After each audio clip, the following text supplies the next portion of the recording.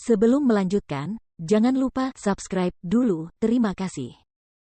Bab 249 Bunga Darah yang Mekar. Begitu kata-kata itu keluar, semua orang menarik napas panjang dan dingin sambil berpikir dalam hati, pemuda ini sungguh sangat sombong. Ketika kepala keluarga Liu mendengar kata-kata itu, wajahnya menjadi gelap, tampak sangat marah saat aura jahat meledak, memenuhi daun willow di tangannya dengan kekuatan roh. Gelombang ki berputar di sepanjang pedang dan bersiul, gelombang ki yang jahat seperti serpihan bilah es, menyebabkan orang-orang yang berdiri sedikit lebih dekat dengannya tanpa sadar mundur beberapa langkah. Aku benar-benar ingin melihat, bagaimana anak sepertimu bisa punya hak untuk bersikap begitu sombong. Dia bahkan belum menyelesaikan kata-katanya ketika dia benar-benar berhenti, seperti tenggorokannya telah dicengkeram seseorang, tidak dapat mengucapkan sisa kata-katanya. Wajahnya berubah begitu gelap dan jahat sehingga menakutkan untuk dilihat, tatapannya yang penuh amarah terkunci erat pada pemuda terkutuk yang telah bergerak saat dia tidak siap. Karena pemuda itu menyerang dengan tiba-tiba, dan karena gerakannya sangat cepat, saat kepala keluarga Liu mampu bereaksi, dia sudah melihat kilatan dingin pisau yang mendekati tenggorokannya. Pada saat itu, jantung kepala keluarga Liu berdebar kencang, tiba-tiba merasakan sensasi teror dan keterkejutan yang seharusnya tidak dia rasakan. Tangan yang memegang pedang itu kemudian secara naluriah terangkat untuk menangkis, dan baru saja berhasil menangkis belati yang menghunus lurus ke arah tenggorokannya, tetapi tidak punya waktu untuk menangkis tusukan belati berikutnya yang terbalik yang tiba-tiba mengubah arahnya langsung ke lengannya. Sue SH. Plus. Serangan ganas itu secepat kilat dan tepat, satu tusukan langsung ke tulang. Darah merah terang mengalir dalam cipratan pada saat itu, disertai dengan desahan kaget kepala keluarga Liu, dan tangisan memilukan dari anggota klan keluarga Liu di sekitarnya. Wah! Kepala keluarga. Melihat darah yang menyembur keluar dari lengan kepala keluarga, darah itu dengan cepat menodai seluruh lengan bajunya menjadi merah. Lengan itu tergantung di sisinya karena luka, sedikit gemetar.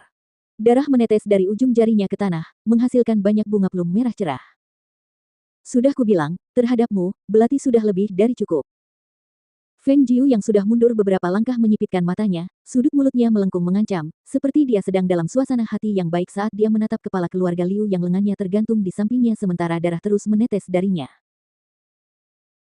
Tepat saat semua orang masih terkejut dengan gerakan-gerakan yang sangat tidak lazim dan keganasan si pemuda, mereka kemudian dibuat mendengarkan dia berbicara dengan suara yang sangat lesu yang diwarnai dengan nada kekaguman, kata-katanya yang sangat menjengkelkan menyebabkan sudut-sudut mulut orang-orang tidak berdaya tetapi berkedut karena marah yang terkatup rapat.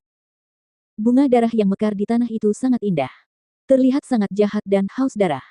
Kepala keluarga Liu, tidakkah kau berpikir begitu? Dia menatap kepala keluarga Liu dengan mata menyipit dan tersenyum, yang wajahnya begitu gelap hingga hampir meneteskan tinta. Dia melihat kepala keluarga Liu balas melotot dengan mata tertuju padanya, seolah-olah dia telah melakukan sesuatu yang sama sekali tidak dapat dimaafkan, yang membuat Feng Jiu tidak dapat menahan diri untuk tidak melengkungkan ujung bibirnya, tersenyum senang. Bunuh dia untukku. Kepala keluarga Liu mengatupkan rahangnya erat-erat, memberi perintah dengan nada menyeramkan. Ketiga tetua di samping segera memberi hormat dan saat mereka hendak bergerak, mereka mendengar suara yang dalam dan berwibawa mencapai mereka. Tahan. Tiba-tiba ada yang berteriak untuk menghentikan mereka. Semua orang di sana terkejut, mereka semua menoleh ke arah asal suara itu. Dengan pandangan itu, semua orang langsung memberi hormat. Tuan Kota. Kerumunan orang di sekitarnya dengan cepat membukakan jalan untuknya, terkejut karena Tuan Kota benar-benar ada di sini, dan banyak pasang mata dengan cepat beralih ke pria berpakaian merah yang berdiri di samping Tuan Kota. Banyak orang yang hadir adalah anggota dan murid bangsawan di kota itu, bersama beberapa orang lainnya adalah kultivator yang berpengetahuan luas. Mereka telah mendengar bahwa dokter hantu telah datang ke kota 6 jalan dan dia diterima oleh penguasa kota sendiri. Segera setelah melihat pria bertopeng merah itu pada saat ini, mereka semua secara tidak sengaja menebak apakah pria itu adalah dokter hantu itu sendiri. Begitu gagasan itu tertanam, tatapan semua orang beralih menyelidik dan mengamati saat semuanya tertuju pada sosok pria berpakaian merah.